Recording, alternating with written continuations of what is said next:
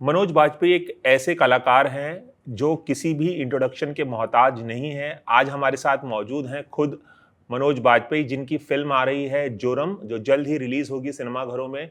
और इस फिल्म के जो डायरेक्टर हैं देवाशीष मखीजा, वो भी हमारे साथ मौजूद हैं। हम इस फिल्म के बारे में और तमाम चीज़ों के बारे में बात करेंगे। बहुत बहुत स्वागत है मनोज सर।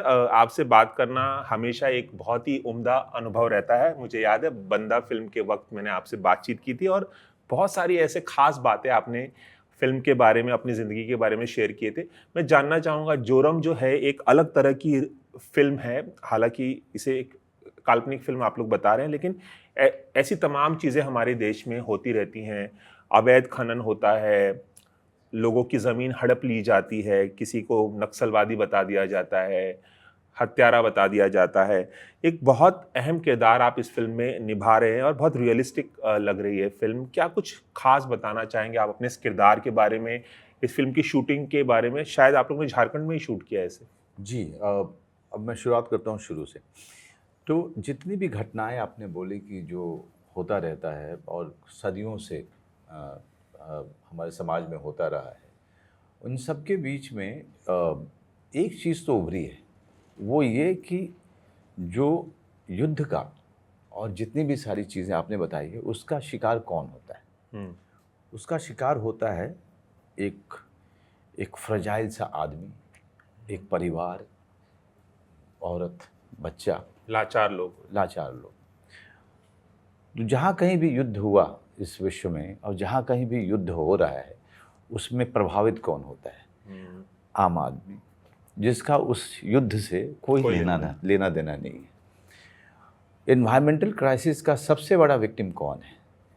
आम आदमी, लाचार है, जो लाचार आदमी है, सबसे बड़ा प्रभावित वही होता है।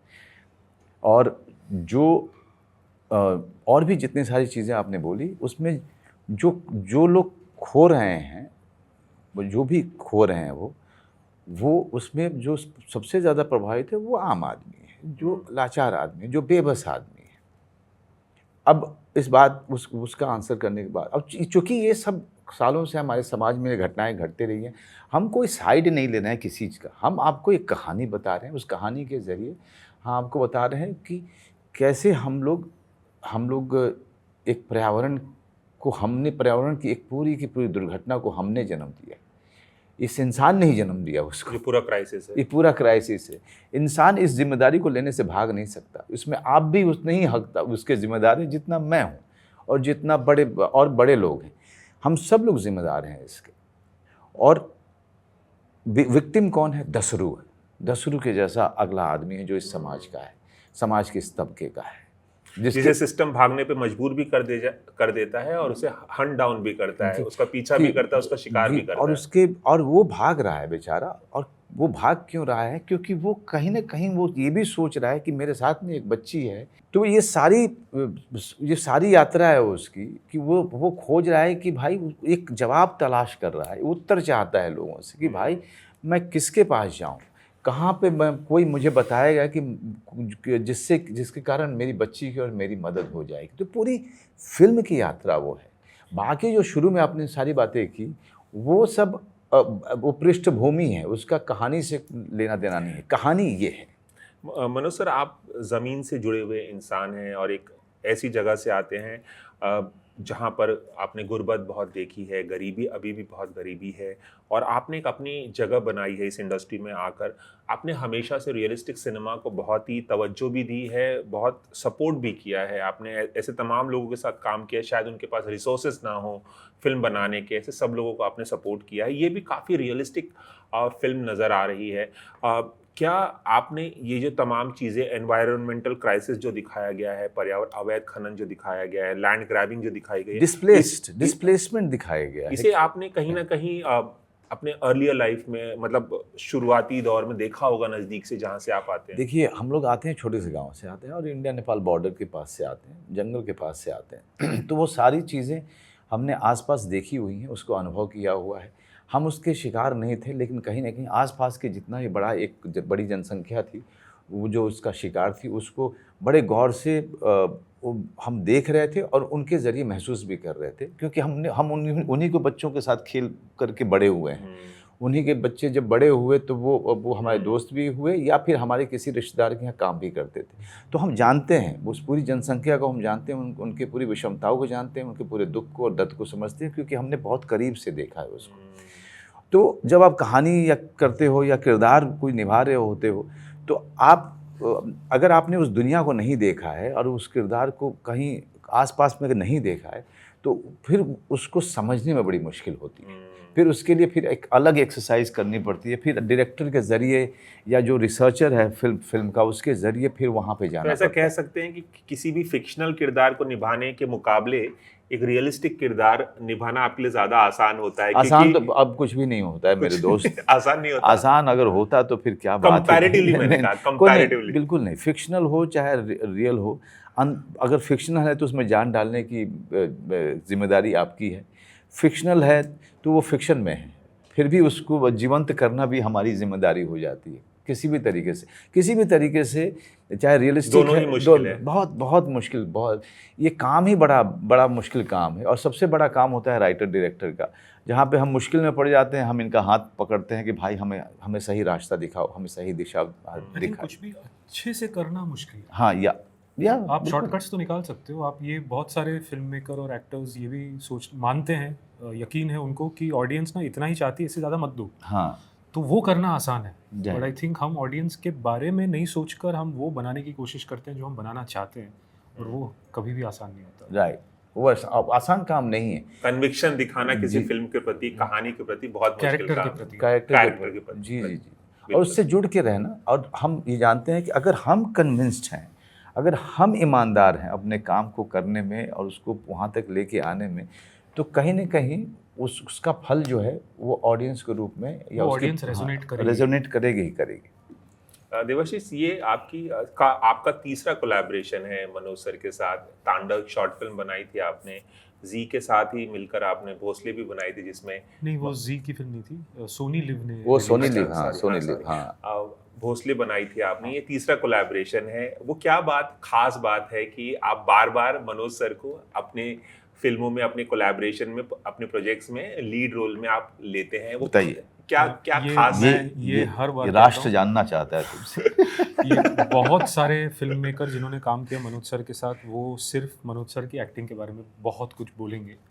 मैं इनके बारे में, ये जो एनेबलर हैं, मैं उनके बारे में बात करना चाहूँगा। ये जब आप एक स्क्रिप्ट लेकर जाते हो मनोज सर के पास और कोई दुनिया में आपको नहीं जानता, आपकी कोई पहचान नहीं है, आपकी फिल्में नहीं बनी है, ये वो इंसान है जो नहीं कहता कि मैं फिल्म करूँगा, तुम सब फिगर करके आओ फिर बताना मेरे को। अच्छा। वो कहते हैं कि मैं हूँ तुम्हारे साथ, मैं प्रोड्यूस करूँगा इसको, मैं प्रोड्यूसर लाऊँगा, मैं फंडिंग लाऊँगा, 10 साल लगेंगे, 10 साल लगें, मैं खड़ा हूँ तुम्हारे साथ, बनाते हैं। ये मैंने किसी एक्टर को इतिहास में कहते हुए नहीं सुना है। तो ये हर फिल्म, तांडव भी यही प्रोड्यूसर ले आए, भोसले भी यही प्रोड्यूसर ले आए, जी स्टूडियो को भी यही लाए फॉर जोरम। तो हर फिल्म का एनेबलर के तौर पर भी आपके साथ हमेशा प्राइमरीली, क्योंकि as an actor he brings what he brings to my film, what he brings to a lot of the great films that he's done and the great performances, but he goes beyond that. He goes beyond just an actor. And without, so when people ask me why did you cast Manoj sir in Joram, like how do I answer that? No Manoj sir, no Joram. There's no G studio, there's no funding, there is no film. मैंने 2014 में लिखी थी, 2016 में इन्होंने पढ़ी। 2014 में लिखी थी आपने ये फिल्म? हर ऐसी फिल्म 10 साल हो गए लगती हैं 10 साल। और इनके पास में और भी 10-15 हैं जो पढ़ी हुई हैं। और वो मुझे अभी भी पता चला इंटरव्यू देते हुए, पिछले कुछ इंटरव्यू देते हुए मुझे पता चला कि इनके पास पढ़ी हुई हैं। कोई 2010 की लिखी हुई है, कोई 2011 की, 12 की, इस तरह की लिखी हुई है। भोसले भी 2011 में लिखी थी मैंने, 2014 में इन्होंने पढ़ी, 2017 में शूट हुई, 2020 में रिलीज हुई। तो हर ऐसी फिल्म की जर्नी लंबी। मनोज सर, एक सवाल मैं जरूर पूछना चाहूँगा। पैंडेमिक के बाद हालात काफ़ी बदल गए हैं फिल्म देखने को लेकर, खासकर सिनेमाघरों में। हाल फिलहाल में, पिछले साल से कह सकते हैं, पिछले 2 सालों में बहुत कुछ फिल्में जो हैं, बड़ी बड़ी फिल्में, बिग बजट एक्शनर मसाला फिल्में सिनेमाघरों में उन्होंने बहुत अच्छा बिजनेस किया, जिसमें गदर है, पठान है, जवान है और तमाम फिल्में, पुष्पा वगैरह वगैरह।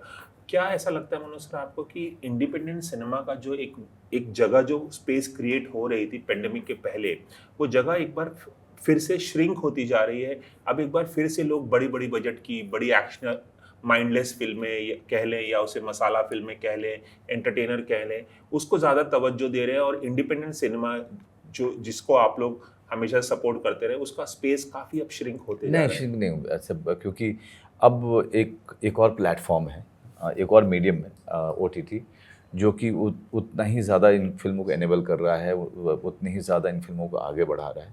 तो अब सिर्फ हम थिएटर के भरोसे नहीं हैं, OTT भी है जो कि साथ साथ खड़ा है, जो अगर फिल्म अच्छी है और उनको अच्छी लगती है तो वो उसको सपोर्ट करने के लिए आ जाते हैं। और उसकी एक But- मिसाल बंदा है आपकी। बनी बंदा देखिए या गुलमोहर देखिए, गुलमोहर। इसी साल ये दोनों फिल्में आई हैं, और जिस तरीके से हमारी फिल्म भोसले को प्लेटफॉर्म ने, वो सोनी लिव ने जिस तरह से सपोर्ट किया, और उसका रिजल्ट भी मतलब रिमार्केबल था।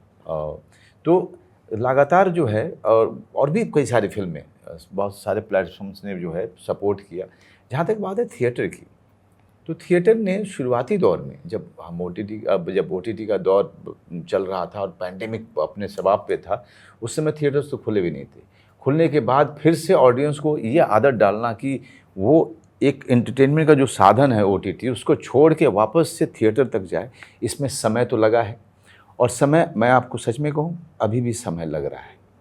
ऐसा तो नहीं है कि सारी फिल्में 400 करोड़ कमा रही हैं, ऐसा तो नहीं है कि हर सारी फिल्में 200 करोड़ या अबव कमा रही हैं, ऐसा नहीं, बिल्कुल नहीं है।